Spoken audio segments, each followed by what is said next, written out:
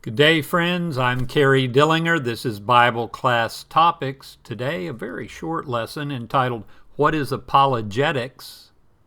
A short discussion of the four key functions of apologetics. Now, if you're like me, I know what you're thinking. Apologetics, what does that have to do with Bible study? Well, it reminds me of two other words that come up when you dig a little deeper into the literature out there, religious literature, specifically literature concerning Christianity. Hermeneutics, well, that's the study of biblical interpretation.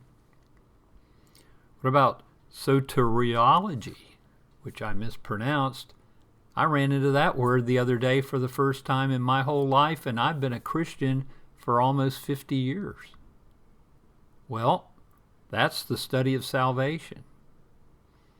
Now, we try not to be too academic here on this channel, but apologetics seems to me to be an important topic as we talk about the Bible and our Bible study. So, let's get into it.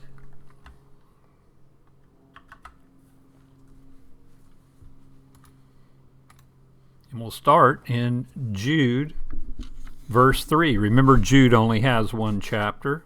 Jude, verse 3. Beloved, although I was very eager to write to you about our common salvation, Jude, the Lord's brother, said, I found it necessary to write appealing to you to contend for the faith that was once for all delivered to the saints. In one translation, we find it saying, contend earnestly for the faith.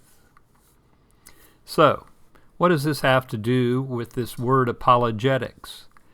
Derived from the Greek word apologia, meaning a speech of defense, apologetics has become a crucial aspect of Christian theology and practice. Put simply, and that's how we like it here on our channel, put simply, apologetics could be defined as the reasoned defense of the Christian faith.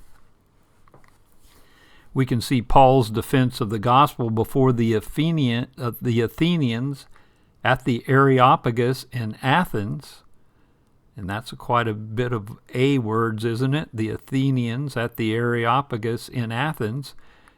Paul defended the gospel by using source information not only from the Old Testament, what we call the Old Testament, but from those Athenians' own religious objects of worship.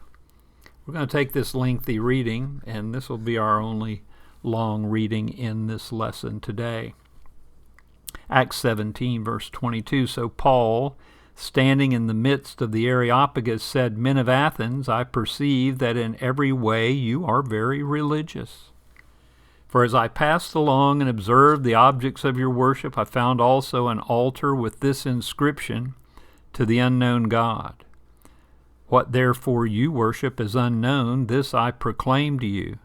The God who made the world and everything in it, being Lord of heaven and earth, does not live in temples made by man, nor is he served by human hands as though he needed anything, since he himself gives to all mankind life and breath and everything.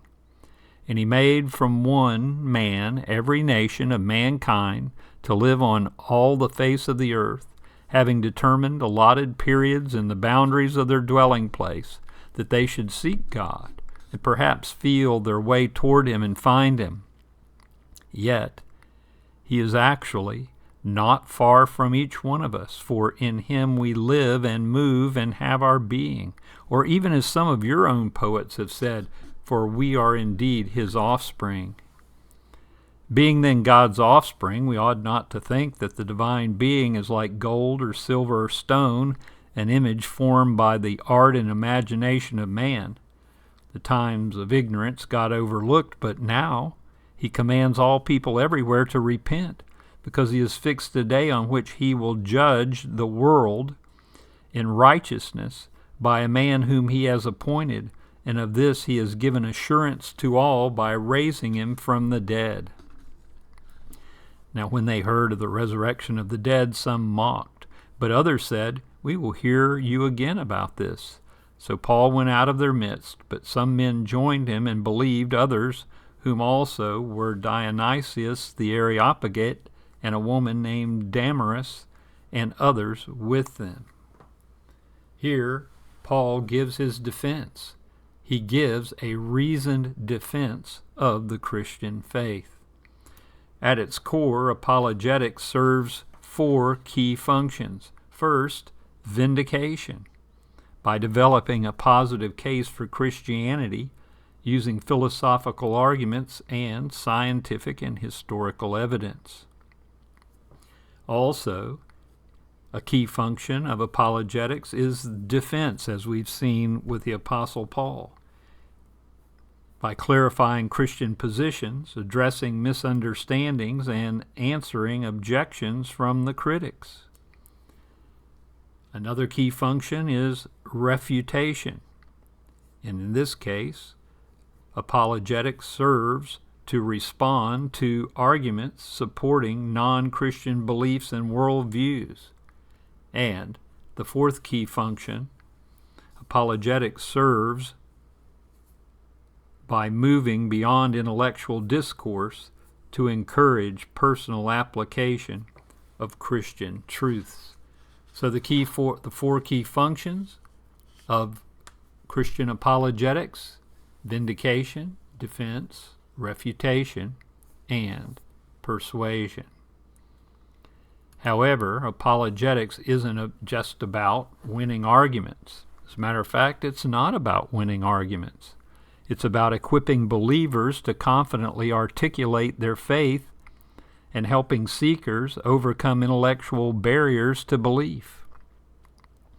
From the courtrooms of ancient Athens to the digital forums of today, apologetics has played a vital role in preserving and spreading the Christian message. The Bible itself, of course, contains examples of apologetics, as we've seen with Apostle Paul in Athens, but also passages like 1 Peter 3:15 that encourage believers to always be prepared to give an answer to everyone who asks you to give the reason for the hope that you have.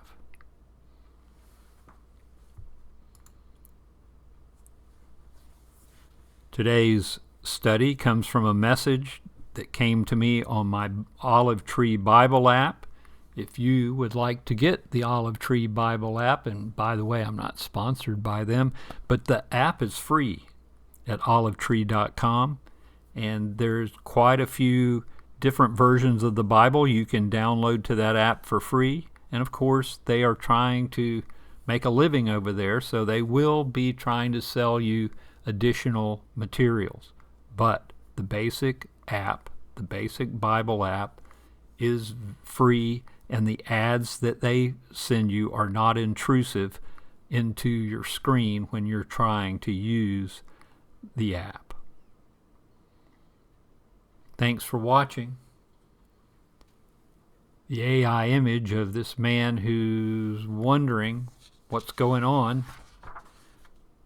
comes from Copilot. I generated it by putting in the prompt, a man who seems to be confused. And sure enough, that's the same look on my face when I first heard the word apologetics. Thanks for stopping in today. I know this was a quick lesson, and it's about a topic that we usually don't discuss, because we usually try to stay away from the big words, the extra biblical big words, but I thought it was interesting, and I hope you do too. Come back and be with us again very, very soon. Until then, may God bless.